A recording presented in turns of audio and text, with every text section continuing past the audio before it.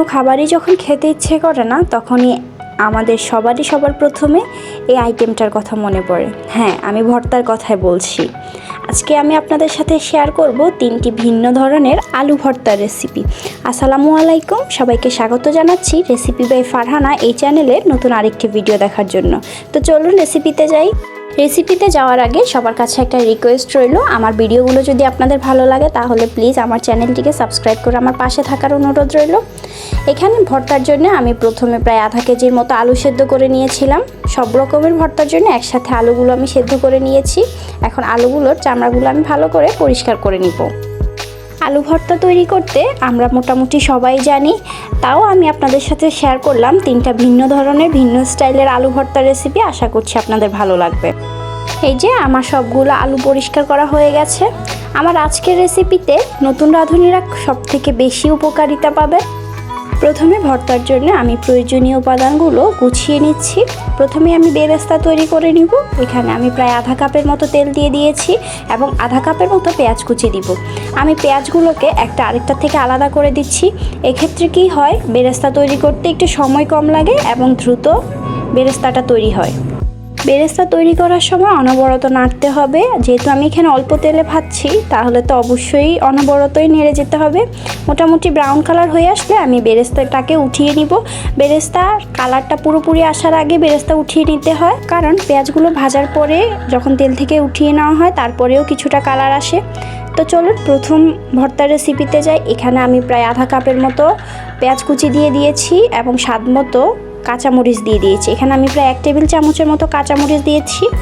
তারপরে আমি 1 চা চামচ লবণ দিয়ে দিয়েছি। আপনারা আপনাদের স্বাদ মতো প্রত্যেকটা উপাদান বাড়িয়ে বা কমিয়ে দিতে পারবেন। এইভাবে আলু ভর্তা তৈরি করার জন্য পেঁয়াজটাকে একটু হালকা ব্রাউন করে ভেজে নিতে হবে, অথবা পেঁয়াজটা সফট হয়ে আসা পর্যন্ত এটাকে ভাজতে হবে। এরপর আমি সেদ্ধ করে রাখা আলু থেকে প্রায় 4 থেকে 5টা আলু দিয়ে দিয়েছি, অর্থাৎ 200 থেকে 300 গ্রামের মতো এখানে আলু দিয়েছি আমি। এই ভর্তার জন্য আমি আলুটাকে পুরোপুরি ম্যাশ করিনি, কিছুটা আধা ভাঙার মতোই আছে, আমি হাত দিয়ে ম্যাশ করেছি।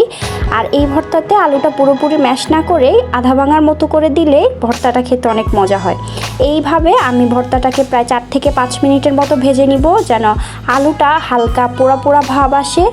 এই ভর্তাটা আমি সয়াবিন তেল অর্থাৎ সাদা তেল দিয়ে তৈরি করেছি। বাসায় যখন সরিষার তেল থাকবে না তখন আমার এই রেসিপিটা হুবহু ফলো করে ভর্তা তৈরি করবেন। ইনশাল্লাহ আপনাদের ভীষণ ভালো লাগবে। তবে আপনারা চাইলে এটাকে সাদা তেল না ব্যবহার করে সরিষার তেলও ব্যবহার করতে পারেন। তবে আমার কাছে মনে হয় সাদা তেল দিয়েই এই ভর্তাটা তৈরি করলে অনেক মজা হয়। তো চলুন পরের ভর্তা রেসিপিতে যাই। এখানে আমি ভেজে রাখা আধা কাপের মতো পেঁয়াজ বেরেস্তা নিয়ে নিয়েছি। স্বাদ মতো লবণ দিয়েছি। এখানে আমি আধা চা চামচের মতো লবণ ব্যবহার করেছি। তারপরে এখানে আমি চিলি ফ্লেক্স দিয়ে দিব। 1 চা চামচের মতো চিলি ফ্লেক্স দিয়েছি। তবে আপনাদের বাসায় যদি চিলি ফ্লেক্স না থাকে সেক্ষেত্রে আপনারা গোটা মরিচকে হালকা গরম করে ভেজে এটাতে দিয়ে দিতে পারবেন। এখন এখানে আমি প্রায় 200 গ্রামের মতো আলু দিয়ে দিব। আলু দিয়ে অন্যান্য উপাদানগুলোর সাথে ভালো করে মিক্স করে নিতে হবে। এই ভর্তাতে কিন্তু আমি কোনো সরিষার তেল অথবা সয়াবিন তেল ব্যবহার করব না। এই ভর্তাটা আমি ঘি দিয়ে তৈরি করব। এই যে এখানে আমি প্রায় 1 চা চামচের মতো ঘি দিয়ে দিয়েছি। ঘি দিয়ে এই ভর্তাটা তৈরি করলে এটার ফ্লেভারটাও অনেক সুন্দর আসে এবং খেতেও ভীষণ মজা লাগে। তো আশা করি আপনারা আমার এই ভর্তার রেসিপিটাও হুবহু ফলো করে বাসায় তৈরি করে দেখবেন। ইনশাল্লাহ আপনাদের ভালো লাগবে। তো চলুন 3 নাম্বার ভর্তার রেসিপিতে যাই। এখানে আমি প্রায় আধা কাপের মতো পেঁয়াজ নিয়েছি। এই পেঁয়াজটা আমি কাঁচা নিয়েছি। তারপরে আমি প্রায় 1 চা চামচের মতো মরিচের গুঁড়া দিয়ে দিয়েছি। তারপরে স্বাদ মতো লবণ দিয়ে দিয়েছি। এরপরে এখানে আমি প্রায় 1 টেবিল চামচের মতো কাঁচা সরিষার তেল ব্যবহার করেছি। দিয়ে এই মশলাগুলোকে ভালো করে মিক্স করে নিব। তারপরে এর মধ্যে আমি আলুগুলোকে দিব। এখানে প্রায় আমার 350 গ্রামের মতো আলু ছিল। আলুগুলোকে দিয়ে ভালো করে মেখে নিব। এই যে তৈরি হয়ে গেল আমার আরেকটা ভর্তার রেসিপি। আপনাদের আমার আজকের ভিডিওটা কেমন লেগেছে অবশ্যই আমাকে জানাতে ভুলবেন না। আমার ভিডিওগুলো যদি আপনাদের ভালো লাগে বা কোনো উপকারে আসে তাহলে প্লিজ আমার চ্যানেলটিকে সাবস্ক্রাইব করে আমার পাশে থাকার অনুরোধ রইল। আর বন্ধুদের সাথে শেয়ার করতে অবশ্যই ভুলবেন না। তো আমার আজকের রেসিপিটা আপনাদের কেমন লেগেছে তা জানাতেও ভুলবেন না। আপনাদের লাইক এবং কমেন্ট আর আপনাদের পাশে থাকা আমাকে অনেক বেশি উৎসাহ জাগায়। আজকে এখানেই বিদায় নিচ্ছি। আল্লাহ হাফেজ।